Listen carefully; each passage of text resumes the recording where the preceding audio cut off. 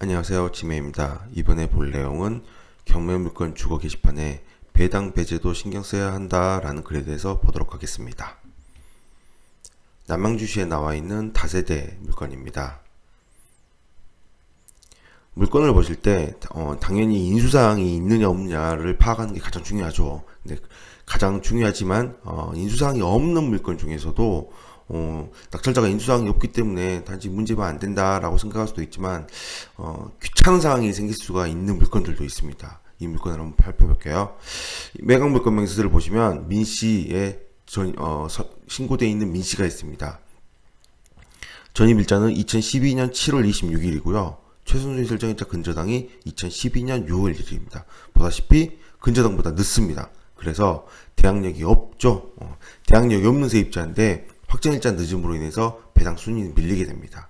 그러나 1,500만원에 크지 않은 금액이다 보니까 이 물건에서는 최우선 면제로 1,400을 가져갑니다. 1,400 가져가고 나머지 100만원은 소멸이 되는 거죠. 물론 배당을 하고 돈이 남는다면 확정일자에 의해서 2017년 6월 16일 순서에 의해서 나머지 100만원도 배당을 받을 수가 있겠죠. 그러나 한번 생각해봐야 할 사항들이 있습니다. 이 물건을 보시면 비고란에 민씨는 소유자와 형제지간이라고 되어 있습니다. 형제지간에도 당연히 임대차는 당연히 적립하죠. 보증금 1,500에 50만원. 물건이 그렇게 비싸지도 않은 물건인데 그렇게 큰 물건도 아니지만 1,550만원을 2012년도부터 현재까지 계속 냈을까요? 이거에 대해서 한번 생각을 해봐야 됩니다. 1,500만원에 50만원의 차임이 발생했는지도 약간 아리송한 부분도 있지만 2012년도부터 현재까지 계속 차임을 다 냈을지도 형제지간인데 잘 냈을지도 아닐지도 알 수가 없는 거죠. 자, 내용을 이 물건을 경매로 넘긴 농협 측에서는 임의금으로 넘겼는데요. 청구 금액이 1억이 넘어갑니다. 1억 600만원 정도가 되는데요. 이 물건의 현재 진행 상황을 보면 1억 5천일 때 1억 5천으로 감정이 됐었는데 1억 500일 때 아무도 입찰을 하지 않았습니다. 그 뜻은 물론 운에 따라서 아무도 입찰 안 했을 수도 있겠지만 1억 500이 시세가 아닐 수도 있다는 얘기죠. 시세가 이 밑에일 수도 있다는 얘기입니다. 그래서 아무도 입찰을 안 했을 수도 있겠죠. 만약에 그렇게 된다면 이 농협 측에서는 이 1억 500의 낙찰을 받더라도 청구 금액을 다 배당을 받지 못합니다. 이런 상황이 되면 청구 금액을 다 배당받지 못하게 되는데 그럼에도 불구하고 세입자가 먼저 최우선 면제로 1,400부터 먼저 가져가 버리는 거죠. 그러면 약 1억 500에 낙찰이 된다 하더라도 농협은 9천만 원도 안 되는 돈을 배당을 받게 됩니다.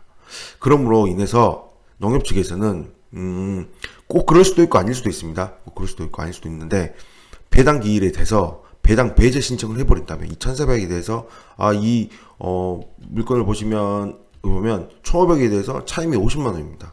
2012년도부터 현재까지 만약에 차임을 내지 않았다면 이미 보증금은 당연히 이 차임을 다 제한 게 맞는 거겠죠. 다 제했을 테니까. 그래서 농협 측에서 만약에 배당 배제 신청을 하게 들어온다면 이 세입자가 1,400만 원을 배당을 받기 위해서는 월세를 잘 냈다라는 것을 보여줘야만 배당이 되게 될 것입니다. 그게 안 되게 된다면 이 금액에 대해서는 배당이 안 되고 일단은 멈춰버리는 상황이 생기겠죠.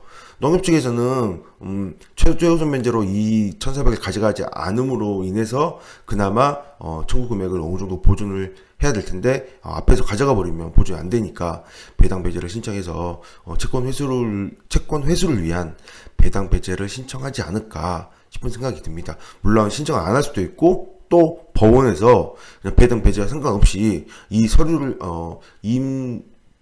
월세를 다 냈는지 이런 걸 확인을 할 수도 있습니다. 뭐 가져오라고 할 수도 있겠죠. 이렇게 냈는 증명할 수 있는 서류를 보통 아니면 통장이라든지 이런 거 가져오라고 할 수도 있습니다. 이건 어떻게 될지는 뭐 알 수 없죠. 끝나봐야 알겠지만 입찰하는 입장에서는 혹시나 배당이 연기가 되고 이런 좀 명도하는 데 있어서 시간이 좀 걸리거나 좀 약간 귀찮은 일이 발생할 수 있다라는 거, 그런 부분들까지 신경 쓰고 입찰하는 게 좋지 않을까 해서 이 물건을 분석하게 되었습니다.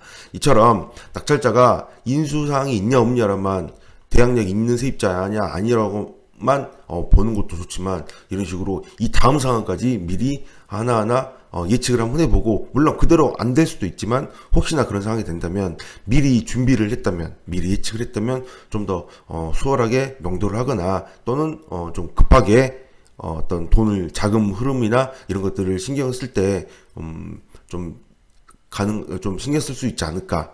또는 다음으로 뭐 보증금을 다음 세입자를 드린다거나 또는 직접 들어가서 산다거나 할 때 이런 것들을 신경을 써서 이사 날짜 같은 거를 좀 잘 생각을 해봐야 되지 않을까. 그래서 이 물건을 분석하게 되었습니다.